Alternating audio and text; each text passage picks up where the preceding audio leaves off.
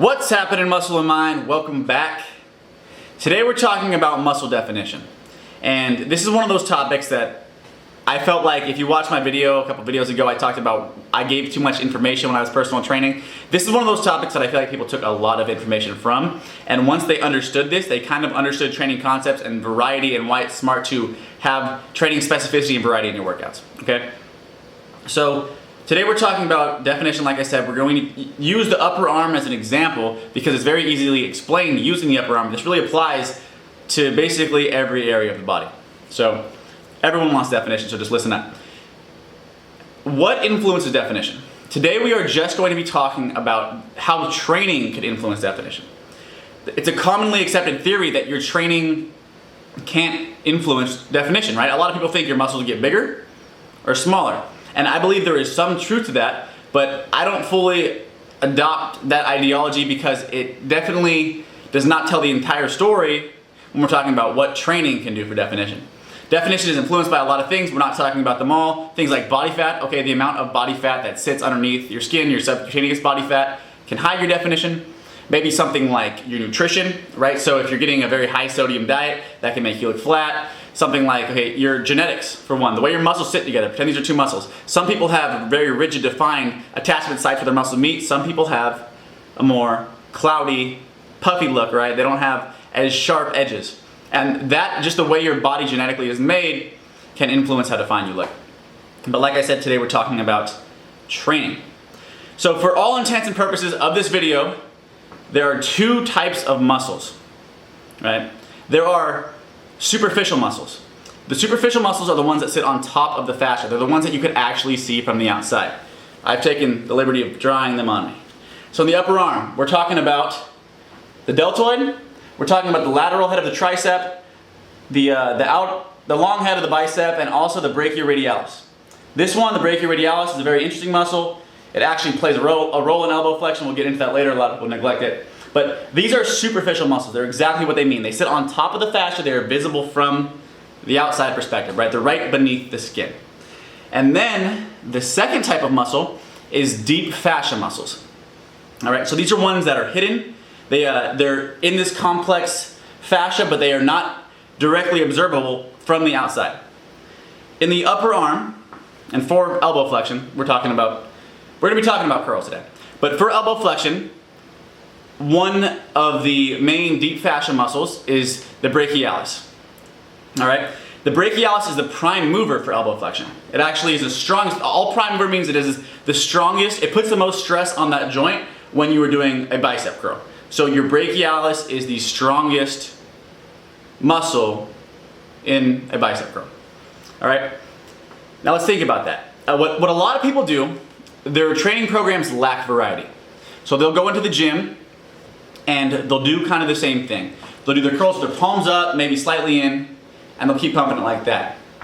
When your training program lacks variety, what you tend to do is predominantly train the prime mover. And why does that matter? You know, training the prime mover is a good thing, definitely. It'll get you size, right? Because the prime mover, it's a big muscle, it's the strongest muscle in your upper arm. When we're talking about elbow flexion and bicep curls, getting it bigger is good. It's going to get you a ton of circumference. But if you neglect the superficial muscles, right, getting that big prime mover, it's hidden deep within the fascia, you're going to look more soft and flat. It's why you see two people that could have 16-inch arms, the same body fat, but look entirely different. Someone might be training with more variety and specificity. All right, so how do we fix this? How is this something that we can change with our training? It's actually very easy. I want to talk about the brachioradialis again.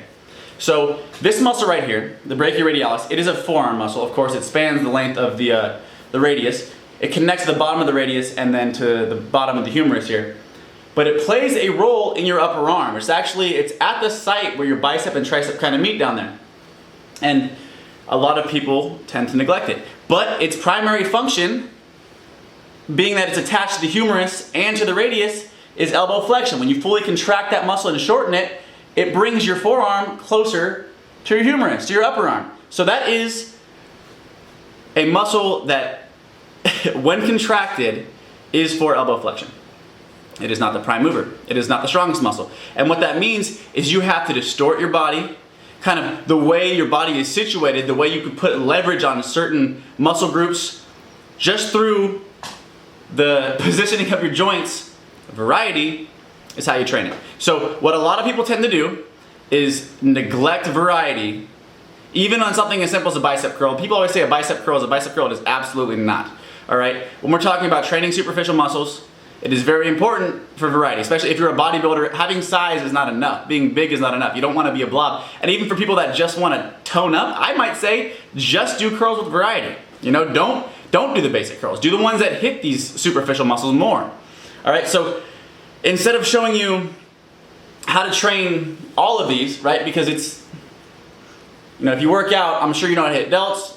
The lateral head of the tricep is actually a very popular muscle to hit. A lot of tricep moves hit that head. The long head of the bicep and the brachioradialis are very neglected. And I'm just going to show you one move. It's not even that complicated. All right, this is one of my favorite moves to hit the brachioradialis and the long head of the bicep at the exact same time. Great for muscle definition. When you see the outside of the arm, that's what you're looking at. You're looking at the superficial muscles, which are the brachioradialis and the outer head of the bicep. What I do is I take a plate. I have plates with holes in them.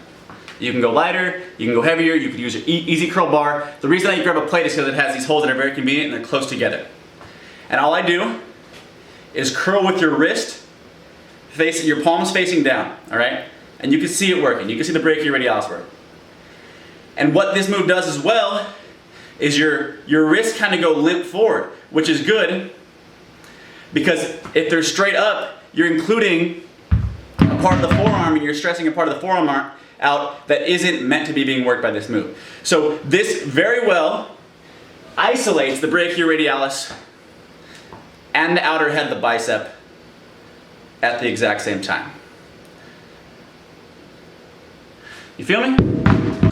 So as I said, this concept doesn't just apply to the upper arm. There are deep fascia muscles and there are superficial muscles. So the way you train, the amount of variety you include in your training could lead potentially to the more defined muscles. All right? If you guys like the video, please leave it a thumbs up. More importantly, if you learned something, leave it a thumbs up and subscribe to the channel. I appreciate all the growth I've been getting lately. You guys are awesome. I got a lot of vegan friends joining me. Shout out to my vegan friends. Follow the Vegan Athlete case study. This is Muscle and Mind. Love y'all.